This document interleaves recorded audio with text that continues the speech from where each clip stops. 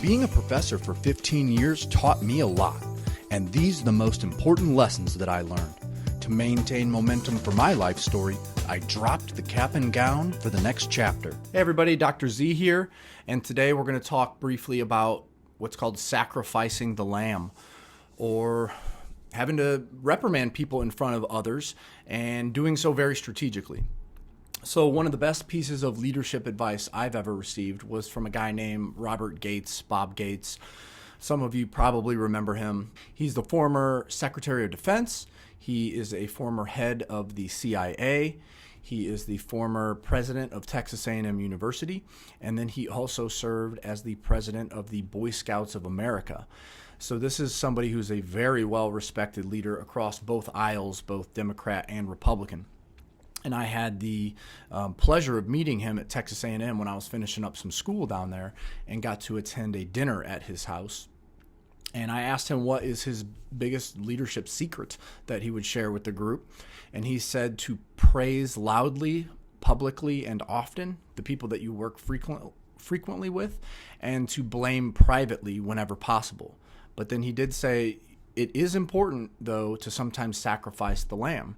And that means you do have to reprimand others in public sometimes. It's part of the job.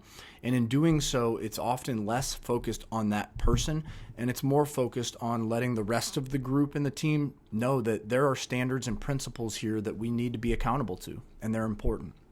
And so I did that actually quite strategically when I was a professor at specific points in the semester. Every class has sort of a rhythm, if you think of a heartbeat rhythm, like on a monitor. And there's certain times when the students just aren't doing their work for whatever reason. And so in my professor's syllabus that I got to see that they didn't, there were points in the semester when I would sort of lay into them about not reading or not accomplishing their work. They didn't know that that was built in and that was strategic, and I always did it at those points during the semester. But it just helped get people back on task and sort of rowing in the same direction and momentum of the river.